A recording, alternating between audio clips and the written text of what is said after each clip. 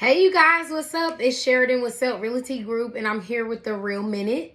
Been a few weeks since I made a video, but that's okay. I've been busy working, so got 4 transactions pending right now. That is something to not take for granted in the market that we're in. I'm really appreciative of it. I'm used to having a couple of more per month pending, but I'm grateful for what I have right now. And that is because we are just in a crazy market. I know everyone's tired of hearing that term. It's crazy, it's aggressive, but this is the real minute, right? We're just being real. The market we're in is just crazy. And because of that, I came on here. I know I have a lot of buyers and a lot of potential buyers that watch this. So I wanted to come on here and just kind of give some tips and some suggestions on what route in our current market you should take as a buyer. So basically where I'm at with it is, I think as a buyer, depending on your budget, there's a couple of things you can do. First of all, I'm going to say something that's an unpopular opinion. Some people may not agree with me, but I think if you're in our current market and you're purchasing a home with cash, that you could possibly lose your equity. I'm just being honest. Our market is at its highest it's ever been so far. And to me, if you buy a home all cash, that's awesome. You don't have no interest. You don't have to go through appraisal. You can more than likely beat out all the other buyers that are currently bidding on that home. But if you are buying top of the market in a neighborhood and you're just buying in our market, period, you could lose your money. And that's just facts. What if in a year or so the housing prices go down and it's a very long time, if this is not your forever home and you've bought it with cash, you can't get your money back for a while. Like, eventually the market has to correct. We're in a seller's market, but when it goes back to a buyer's market, what if you agreed to pay, I'm just throwing a number out there, y'all, $305 for a home that should really be probably priced at $240 or $260, and you spend cash on it. But in a few years, that home is not worth that value anymore due to our economy or the housing market. And then you want to sell in 5 years. What if at that time you cannot sell your home for that amount and you bought it with cash? Essentially, you've taken a loss.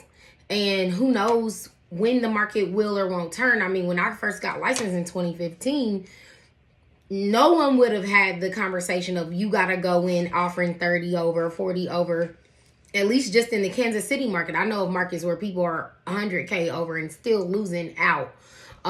Anyway, that's just something to keep in mind. That's my opinion on cash. But for my buyers, this is what I truly am urging right now. Let's say, okay, even if you want to use down payment assistance and you are in a situation where, let me turn this off so I don't get interrupted in case a phone call comes through. You're in a situation where you have some cash that you can do some work to the home, or you're willing to take out another loan once you're in the property to do some repairs. That is the route that I suggest you go. I suggest in a market where we're already top of the market, hopefully our market is about to hit a ceiling and it corrects itself, that when you're searching for a home, let's say your budget is $250 and you're in a neighborhood where all of the houses are $250 or going for that amount. Why not consider a home that is still move-in ready, maybe just needs a little bit of updating, a little TLC. I'm not saying going into something that needs to be flipped, but maybe you find a home that the carpet can be replaced, the bathroom can be updated, or the kitchen, but it's still in nice condition. It's just not the modern aesthetic. Why not get a home that is not top of the market for that area? Maybe it's priced at $220, $230, and you are willing to purchase that one and give it that love. Use some of the money that you were going to have to put down on a higher price home to do a couple of those, corrections. Let's say it's about $5,000 to replace flooring, but you didn't have to go way over your budget, so you can afford that now because your monthly payment isn't as high. Those are things to consider. It also gives you wiggle room to continue to grow in that neighborhood, because if you buy below market, that means your equity should increase once you add that value to the home. So maybe this home is not as popular because it needs updated flooring or it needs an updated kitchen. or whatever, and let's say you and your family put 10 to 15K in it, but you were able to get it 30,000 below market.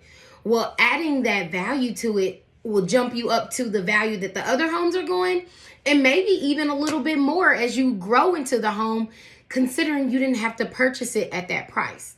So that was the Real Minute today. I do want to remind you that I have class, first time homebuyer class for free, April 5th from 5:30 to 6:45 p.m. All you have to do is reach out to me and I will send you the form to RSVP. And I encourage you to join out.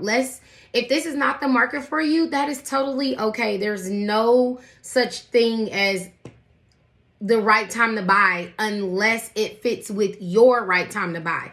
So take my class, take my free class, start planning out your plan to get qualified, and then we can come up with a game plan to get you in a home. Okay, guys, talk to you later. Thanks for listening.